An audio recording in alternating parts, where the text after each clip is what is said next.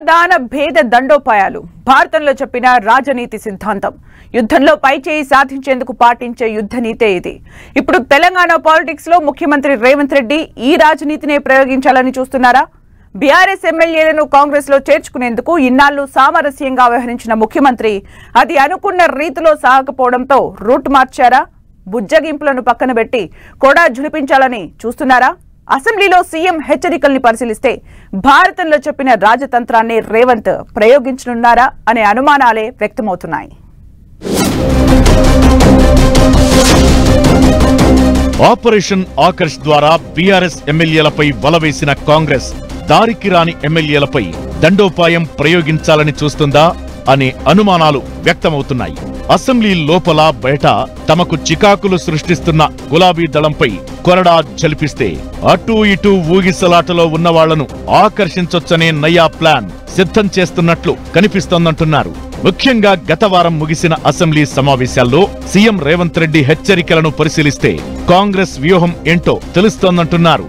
BRS ఎమ్మెల్యేలను చేర్చుకుంటున్న కాంగ్రెస్ మాజీ CM KCR చూపిన తోవలోనే నడుచుకుంటున్నట్లు సంకేతాలు పంపుతోంది.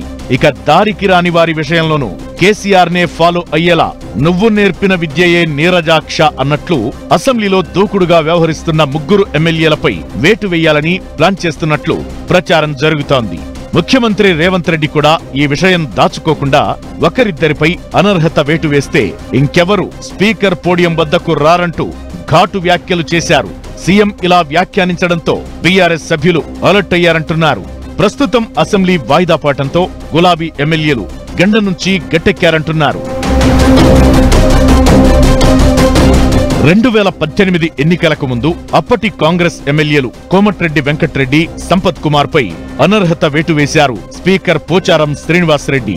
ఈ ఇద్దరు శాసనసభ సమావేశాలకు అడ్డుగా ఉంటున్నారని, క్రమశిక్షణ అతిక్రమిస్తున్నట్టు అభియోగం మోపుతూ ఎమ్మెల్యే సభ్యత్వానికి అనర్హులుగా ప్రకటించారు. ఆ తరువాత వారిద్దరూ కోర్టుకెళ్లినా లాభం లేకుండా పోయింది. అయితే అప్పట్లో ఎన్నికలు సమీపించడంతో కోమటిరెడ్డి, సంపత్ కుమార్ ప్రాతినిధ్యం వహించిన స్థానాలకు ఉప ఎన్నికలు రాలేదు. ఆ తరువాత జరిగిన ఎన్నికల్లోనూ వారిపై వేసిన అనర్హత వేటు సానుభూతి లేకుండా పోయింది. ఆ విషయాన్ని ప్రజలు కూడా పట్టించుకోకుండా కోమటిరెడ్డి, సంపత్లను ఓడించి కేసీఆర్ సర్కార్ పట్లే తమ విశ్వాసం ప్రకటించారు. దీంతో అప్పటి కేసీఆర్ స్ట్రాటజీనే ఇప్పుడు రేవంత్ కూడా ఫాలో అయ్యేందుకు స్కెచ్ వేస్తున్నారనే చర్చ జోరుగా సాగుతోంది. అయితే ఇప్పుడు బీఆర్ఎస్ శాసనసభ్యులపై వేటు పడితే ఉప ఎన్నికలు జరిగే ఛాన్స్ ఉంది. దీంతో ఉప ఎన్నికలను ఎదుర్కోవడంతో పాటు ముగ్గురు ఎమ్మెల్యేలను శాసనసభ నుంచి బహిష్కరిస్తే తలెత్తే రాజకీయ పరిణామాలను విశ్లేషిస్తోందంటున్నారు. ముందుగా తమ దారికి రాని ఎమ్మెల్యేలకు ఓ హెచ్చరిక పంపడంతో పాటు సభా వ్యవహారాల్లో కఠినంగా వ్యవహరిస్తామని ప్రతిపక్షానికి గట్టి మెసేజ్ పంపాలనే ఉద్దేశంతోనే సీఎం రేవంత్ అలాంటి వ్యాఖ్యలు చేశారనే అభిప్రాయం వ్యక్తమవుతోంది. సీఎం రేవంత్ రెడ్డి హెచ్చరికలతో ప్రభుత్వం హిట్ లిస్ట్ లో ఉన్న గులాబీ ఎమ్మెల్యేలు ఎవరన్న చర్చ జరుగుతోంది. 38 మంది బీఆర్ఎస్ ఎమ్మెల్యేల్లో ఇప్పటికే 10 మంది కాంగ్రెస్ గూటికి చేరారు. ఇక మిగిలిన వారిలో మాజీ సీఎం కేసీఆర్, మాజీ మంత్రులు కేటీఆర్, హరీష్ రావులను టచ్ చేసే అవకాశం లేదంటున్నారు. ప్రధానంగా ప్రభుత్వంపై ఆరోపణలు గుప్పిస్తున్న ముగ్గురు నేతలపైనే కాంగ్రెస్ ఫోకస్ చేసినట్లు చెబుతున్నారు. ఈ హిట్ లిస్ట్ లో Huzurabad MLA Kaushik Reddy, Balkonda MLA Prashanth Reddy, Korutla MLA Kalvakuntla Sanjay పేర్లు వినిపిస్తున్నాయి. ఈ ముగ్గురిపై అనర్హత వేటు వేస్తే ఎదురయ్యే పరిణామాలపై ఆరా తీస్తున్నట్టు చెబుతున్నారు. గులాబీ పార్టీలో ఎమ్మెల్యే కౌశిక్ రెడ్డి ఈ మధ్య ఎక్కువ హడావుడి చేస్తున్నారు. మంత్రి పొన్నం ప్రభాకర్ తో పాటు సీఎం రేవంత్ రెడ్డి పైన తీవ్ర విమర్శలు చేస్తున్నారు. ఇక బ్లాక్ బుక్ పేరిట ప్రభుత్వం, అధికారుల తప్పులను నమోదు చేస్తున్నానని చెబుతున్న కౌశిక్ రెడ్డి అసెంబ్లీలో ప్రభుత్వంతో తీవ్ర స్థాయిలో ఫైట్ చేస్తున్నారు. ఇక కాంగ్రెస్ లోని ఓ సీనియర్ నేతకు ఆయనతో సత్సంబంధాలు ఉండటం కూడా కౌశిక్ రెడ్డి హిట్ లిస్ట్ లోకి వెళ్లడానికి కారణమంటున్నారు. కౌశిక్ రెడ్డిపై వేటు పడితే ఇటు స్వపక్షంలోనూ అటు విపక్షంలోనూ ప్రత్యర్థులకు గట్టి మెసేజ్ పంపినట్లు అవుతుందని చెబుతున్నారు.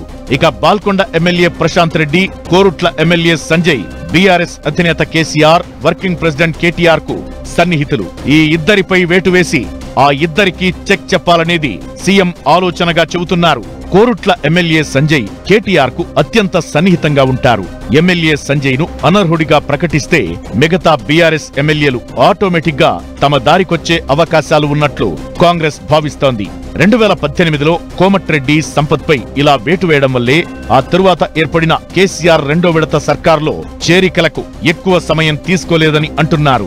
ఇప్పుడు తాము కూడా కేసీఆర్ దారిలోనే వెళ్లి బీఆర్ఎస్ ఎల్పీని విలీనం చేసుకోవాలనే తమ పంతాన్ని నెగ్గించుకోవాలని వ్యూహం రచిస్తున్నట్లు చెబుతున్నారు.